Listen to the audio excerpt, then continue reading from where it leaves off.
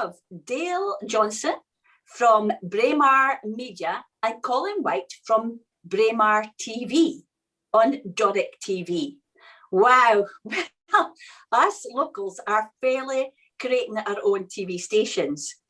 Dale, let's go to Dale first. Dale, what is Braemar Media and where are you based, Dale? Well, quite literally based in Braemar.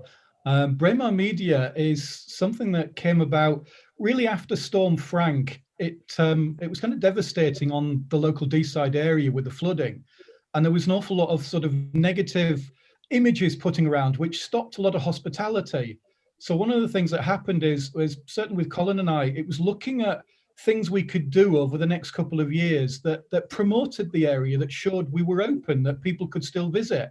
So that's kind of how these things were brought about and where they came from. That is a heartwarming story, Dale. Because, for people to put in the effort that you're doing and Colin's doing to promote what's happening, and also to say, well, look, we've had hard times, but let's just look at the positive things and the people and the positive things that's on our doorstep. That is great. Dale, who is your audience and how do you share your material? I use social media almost as a sort of modern form of TV. The audience really now is global. I mean, it started out as being a local audience and then it kind of grew across Aberdeenshire and specifically Perthshire. And then as the audience numbers got bigger and bigger, it just grew into natural audience that had an interest. So particularly America, Canada, Germany, but since then it's grown all over. In fact, one of the biggest recent audiences has been Mexico. Dale, you video, or what you used to video the mass pipe bands in Royal Deeside. Is that your main content for Braemar Media? It's certainly one of the primary contents. It's just a passion I have. I just love the pipe bands and the music. So it's a sort of pleasure just being there with them, but also recording them, both to share with other people because there is a worldwide interest in the bands and because they're a wonderful sort of display and a tradition. So it's a great thing to keep going. And it's great to see such a diverse range of ages, particularly. You can see from the oldest to the youngest ones keeping it going. And I think that's a really special thing. That is brilliant. Dale, now I'm, as an individual who is a creator as well, or an influencer, as they say. I don't like that word, but anyway. How do you, as an individual, also with Colin as well, how do you operate a Braemar Media, the technical side? How is the technical bit work, Dale? It's about managing the content through, I mean, obviously using the primary ones such as Facebook or YouTube, and having also Twitter, or any of the others, really using those to reach out to much wider audiences. So really what you're doing, you're physically out filming at events or arranging things. And then again, as Colin will say, there is a huge amount of time spent in the editing stage where you create, even if they're only short, it takes a long time to create content. As you well know, Jill, and then you upload it, and then everything's scheduled. So there's 3 or 4 different things going on to different channels every day, and it's just keeping the ball rolling, really. That's it, Dale. You obviously got a passion for doing this because you use your own time voluntary in running a Braemar Media. Would that be right, Dale? Yes, it is. Yeah. That's a huge commitment. It is, but it's a labor of love. I mean, I have always loved cameras and photography. I had been a divisional photographer with the army. I did all the imaging with scenes of crime, forensics, with the police. So it's always been there. It's been something I've done. So having now kind of reached those stages of an early retirement, shall we say, it's a way of making it a passion and a pleasure again that I just enjoy. Snap. Snap, Dale, because that's what I do with Doric TV. We started off with Doric Future and the website, and now we've gone on to do the Doric TV, and that's just who we are today in this nook of Aberdeenshire. We're reliant on Zoom interviews just now because of COVID, obviously. But, we'll be back, the same as Braemar Media and TV will be back. And I was delighted to hear about your background. Dale, to how you use your skills and formulated your passion to where you've got to in Braemar Media. What do you hope to do in the future after COVID, Dale? Well, it's developing. There's always another project, and it's almost a sort of every year I start something new. So last year was a Music from Scotland project, because I'd met many sort of musicians, artists who were saying that really sort of Scottish artists were struggling to get a larger audience base. They had a very dedicated and loyal local base, but it's how do we reach out to bigger audiences? So I teamed up with a friend who's a musician and sound engineer, and we started what is now the Music from Scotland page, which is almost 40,000 followers now in our first year. And we're looking to sort of turn that into more of a professional output to really feature Scottish musicians in the future, work with some of the big festivals, the big events across really the whole country, and get involved in showing people the characters, the events. But of course, at the moment, it's just all online again. So we host nightly sessions for artists to reach out to that audience. But once things do open up, which we hope is not too far away, then we will be hopefully going out to events, festivals, and showing people what they could be enjoying out there. Absolutely brilliant. Absolutely brilliant, Dale. That's what it's all about. Colin, can we ping across to Colin now? Colin, could you just a little background about yourself? I know that you work for the STV and you're ex-BBC. Colin, over to you. Yeah, well, I work for STV at the moment, Jill. I was 30 years at the BBC, and before that I was in local newspapers. So I've always been interested in just speaking to folk and telling their stories. And I think about 15 years ago, the BBC introduced a system where journalists, they equipped them with cameras and sound equipment to do their own filming. And that was just like a new lease of life to me. I just loved going out, speaking to people, recording them and telling their stories. And that's what I'll still continue to do. And really, we started Braemar TV just as a kind of sideline to that in January 2017. There was a lot of changes going on in the village. The Fife Arms was being sold and taken over. The Braemar Games Centre was being built. There was a lot of changes at Braemar Castle and at the St Margaret's Centre. So we just wanted a means of being able to inform folk and let them know what was happening in the village. Oh, that is lovely, Colin. So Braemar Media was the first platform, and then it went on to Braemar TV. You two work together, Colin and Dale. Would that be right?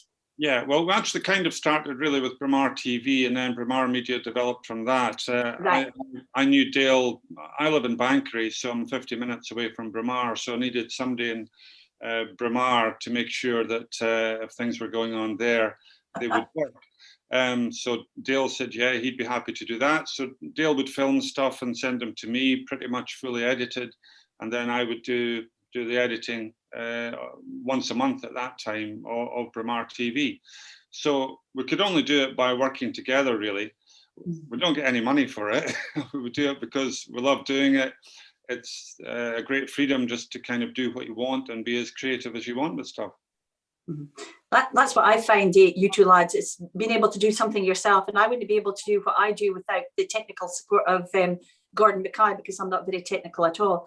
But it's about the engagement of people on your doorstep and the people around about you and in the here and now. And I think that is great.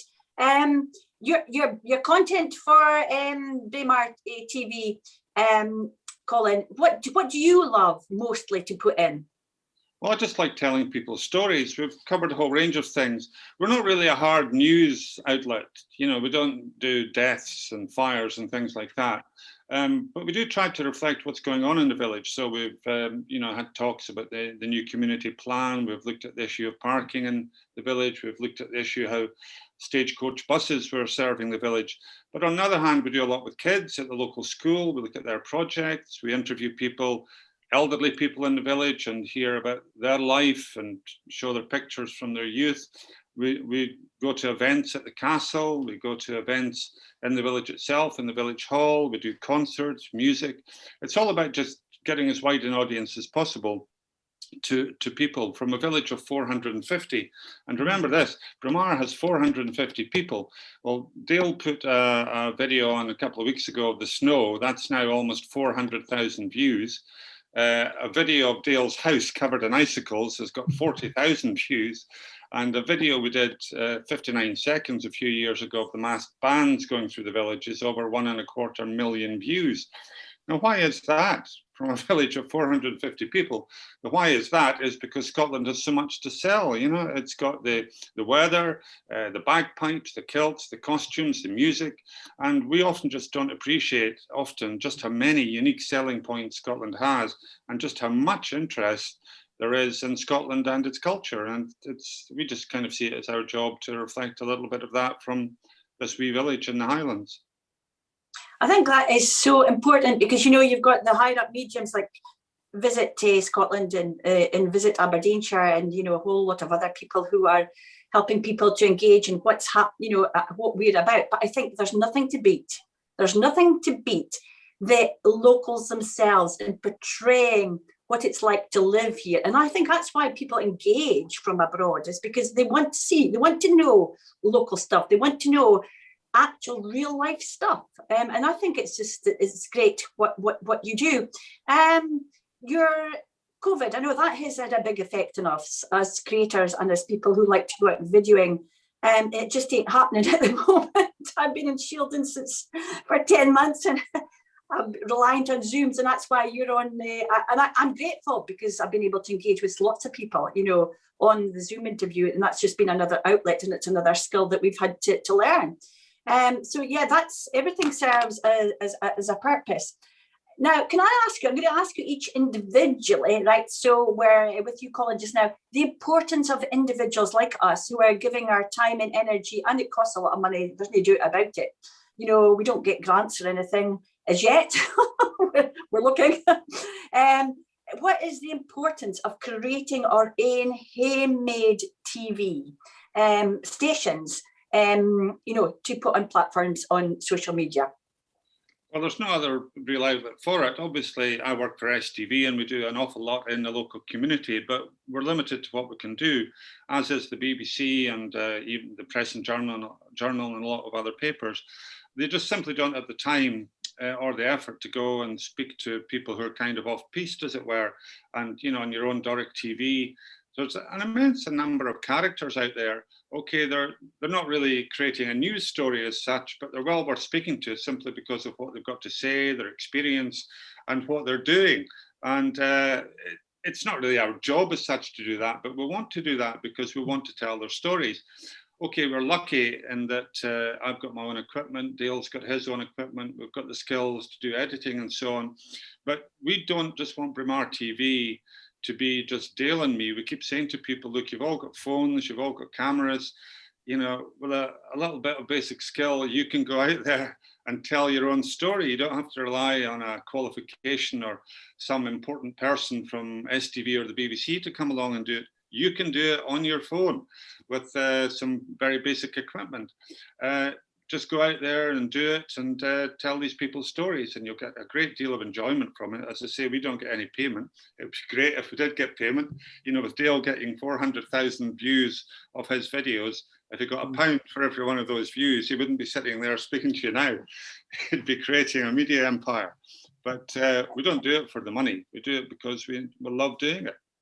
And I think that's the beauty of it. It's not run on money. It's run on energy, enthusiasm, and just for the love of who you are and who the people around about you are, and the environment that we live in, and to share that wee bit of Scotland, whether it be in Braemar or whether it be in the little village of Cruden Bay, which nobody's even heard of, I know. But that's it. It's to get that out.